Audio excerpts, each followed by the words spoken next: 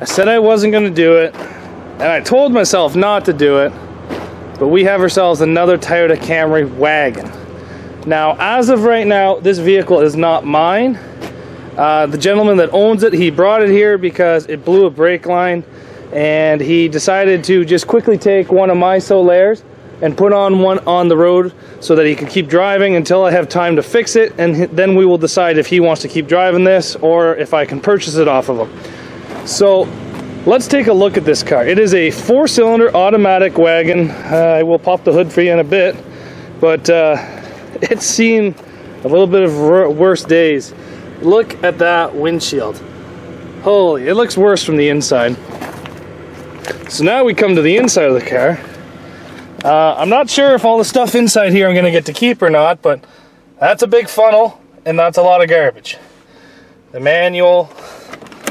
We got a couple cool things here like some driver sockets, some sweet and sour sauce. Too bad that is not Szechuan sauce. Right, Rick and Morty guys? We got ourselves a nice car charger. Let's pop the hood.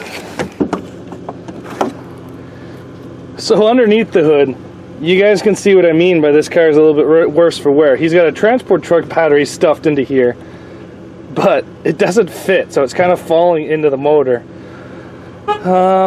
He put a new distributor cap on it not too long ago, but other than that, it's pretty much complete in bone stock. Hood shocks are gone.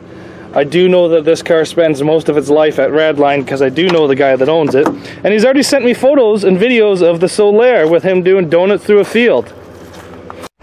Zach, my boss is out e-brake drifting your car on the ice. Send it!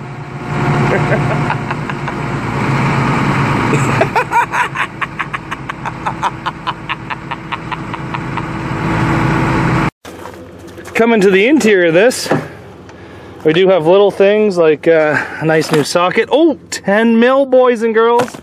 You won't be getting that back. Table clock, whole bunch of clothes, windshield wipers, brand new tubes of grease. He's definitely not getting those back. I'll say I used them on his car. Shaving sets. Are you kidding me? Please tell me he wasn't shaving his legs or his armpits or whatever inside the car. The real interesting stuff is in the back of this wagon.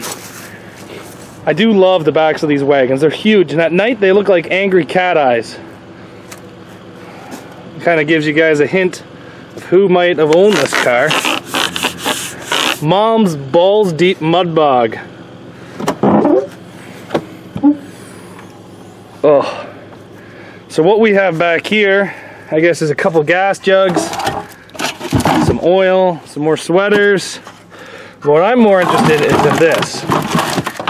It's another rebar bumper, but from what I was told, it's off a Jeep Compass.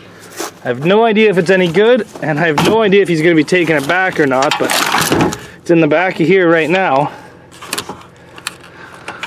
Kind of looks a little solid, but a little punky. We'll see how that holds up if I get to keep it. Looks a little small though, I will give it that. It does look a little small. But we have to see. It's either he's gonna fix the car with the brake lines. I think that's the only rust I've seen on the whole car. He's gonna fix the brake lines and he's gonna keep driving it, or he's going to destroy the Solaire that I traded him for this, and then this car will be default mine. Oh, the windshield. I forgot to show you guys what the windshield looks like. Look at that windshield. He's been driving like that for almost 6 or 7 months now. Has not got pulled over by the cops once. Sunroof is silicone down. It does not open because it was leaking, so he just siliconed it. But who knows? We'll see if I get to keep this thing or not. I'm not gonna lie, guys. I'm actually kind of really excited to try another Toyota Camry wagon. Hopefully I get it, but thanks for watching, guys, and be sure to come back tomorrow. And see you tomorrow.